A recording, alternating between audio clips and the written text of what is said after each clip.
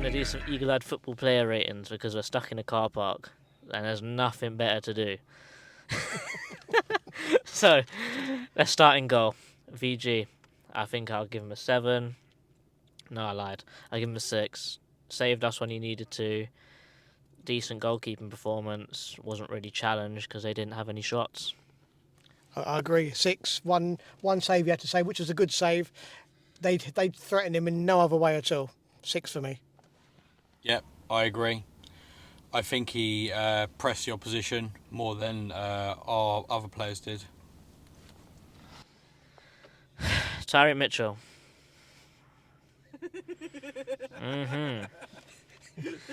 I don't know what to say. I really don't. This is hard, man. I'm gonna give him a 2. And I feel like I'm being kind of generous. I'm not gonna lie. I'll give him a 2 because he was at fault for the goal. His defensive work rate was dreadful. He got outclassed, outstrengthed, outpaced by McGinn. I think the only thing that I could say is that he didn't really have much help out there, which is probably why I'd give him a 2. But I think if he had help and he still played that badly, he'd get a 1. What about you? McGinn roasted him, didn't he? I'm going to give him a 2 just for the fact that he stepped on the pitch nicely. That was before the game for a warm-up.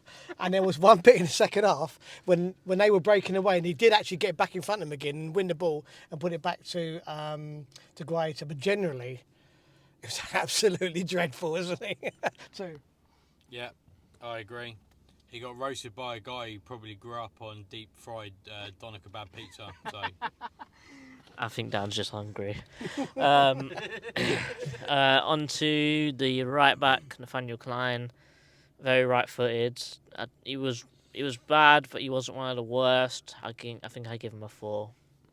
I'm going to give Klein a 5 because I didn't think he had that bad a game. He overlapped a couple of times. There was one time when, in the first half, when he went to overlap and he was really racing down the wing, and all Elisa had to do was put the ball into him, and he's let the ball run under his foot. And he looked such an idiot because he ran fast, and the ball just went out about 20 yards behind him. But I didn't think he had that bad a game. I want to give him a 5. Yeah, you know what? I think a 5's fair enough. I don't think he was one of the worst players. He wasn't great, but I don't think he really did that much wrong, to be honest.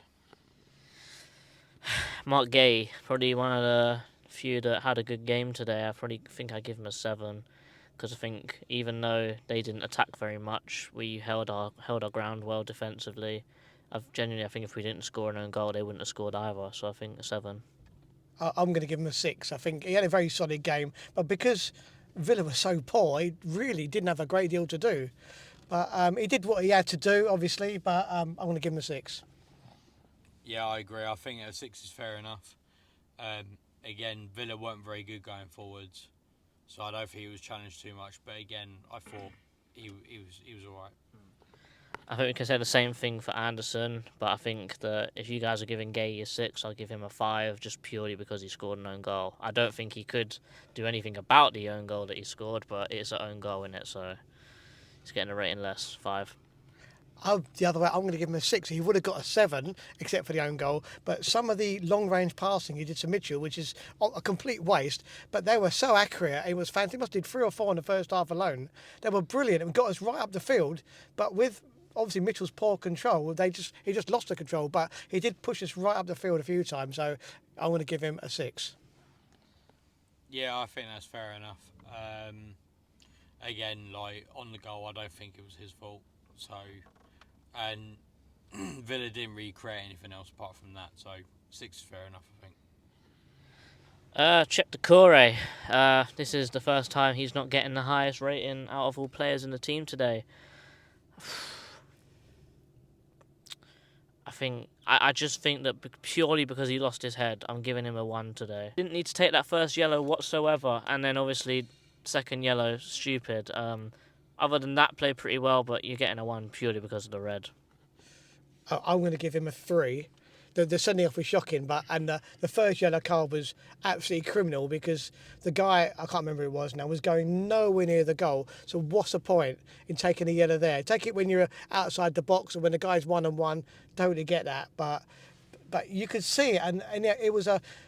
When he got sent off, it was a foot over the ball. I mean, to be fair, the Villa players, they went down every time that someone anywhere near him, but they're going to do that because he's on a yellow card. But I'm going to give him a 3. I mean, I was toiling between a 3 and a 4, but I think 3 is probably about right. He got sent off, like you say. I think he was trying to do too much again today. I think the first yellow card was purely out of frustration, which is something that I think he should probably work on. He is inexperienced, like he's still quite young. But yeah, I think at the end of the day, if you're getting sent off, that's kind of closed the game for us, really, isn't it? Yeah. Let's speed through the last couple of these. Sambi, I'm giving him a 4 because he was the invisible man today. Totally agree. 4. Never saw him on the pitch. I thought 4 was quite generous. I would have given him a 3. Just didn't do all the things that he's been brilliant out of in the last few games. Don't know why. Didn't back up the defence. Didn't back up the attack. Just wasn't there. We'll go into the 10 position, the out of position Michael Elise, giving him a 2. Everything was overhit or underhit. Didn't dribble, went down too easy. Just not a good game. Probably his worst game in a Palace shirt. Yeah, I totally agree too. Got in some good situations. Free kicks outside the box, a couple of corners. One time he actually got round the back, didn't he? And he overhit it by about 20 yards. It was ridiculous. But yeah, 2 for me. Yeah, he was terrible. Like I actually don't even know if he made a pass that was accurate. To be honest. Let's go to on the other side, Ebere Eze. I give him a 2 as well. Just as bad. Overhit, underhit, no off the ball movement whatsoever, no defending. Fuck that free kick that he took. But he kicked it straight off for a goal kick. Like, what's he doing? He did have the pass to the kind of assist for the offside goal, but that's it. Genuinely 2. 1 for me. Thought it was dreadful from start to finish. He didn't run with the ball. He didn't pass very well. I say, as Jordan said, just for the goal. But apart from that, he didn't press. He didn't tackle. He didn't do anything really. I'm surprised he stayed on the pitch as long as he did. A 2. A 2 purely because I don't think. Actually, no, he was terrible. He was terrible. Like, he was terrible. That's it. That's nothing to say. IU, I'm giving IU a 5. I think his pressing was very good today. Obviously, decision making is just an IU specialty. He's just dreadful at it, isn't he? But I think a 5. Pressed Kamara and Mings, made them uncomfortable. Done what we should have done at the start. But it's IU, so 5. IU works hard and without creating an awful lot. Did win a lot of free kicks, mind you. That protected our defence. But yeah, 5 for me as well. Yeah, I think a 5. I think he was probably actually our best player today. I mean, that's not saying a lot, but I think at least he tried. Yeah, I think I agree. I think he was probably the best non-defender today. Our best forward player by absolute landslide. Finally, Will Zaha, Mr. Isolation up front, Mr. Not a striker, and he's a winger. I'm giving him a 4. When he got balls in behind, he was good. He was running. He was strong. Scored a great goal. Actually took it round the keeper for once, but offside by a foot. He didn't have the ball enough to give a higher rating than a 4. Really, just absolutely isolated. Couldn't do anything. I want to give him a 5 because he did take the goal well, and I thought he with the limited service he got, he did the best he could. And in the second half, he went out to the wing when we changed formation, and I thought he did the best. He won a lot of free kicks. He muscled people. I thought he didn't get bullied, unlike a lot of the other players, pretty much all the other players. But I'm going to give him a 5. Yeah, I think a 5 is fair as well. Along with I probably thought he was the player that actually tried. He did again, like he did his best with what was given to him, which wasn't a lot. He did score a goal, which was ruled offside. I haven't seen it, but I've been told that it was offside. So you can't really ask much more than that. And also he's just come back from injury, so he's going to be rusty anyway.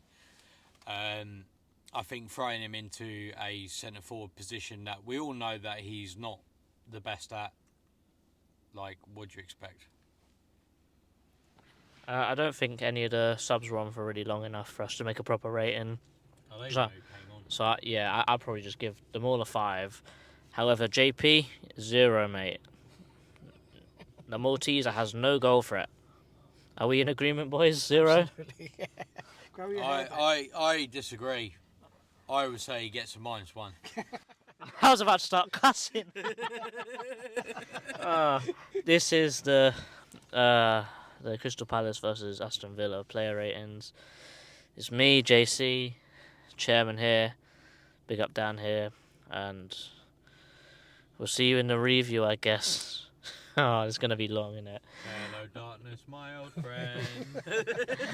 Up the Palace, Eagles. Up the Palace, yeah.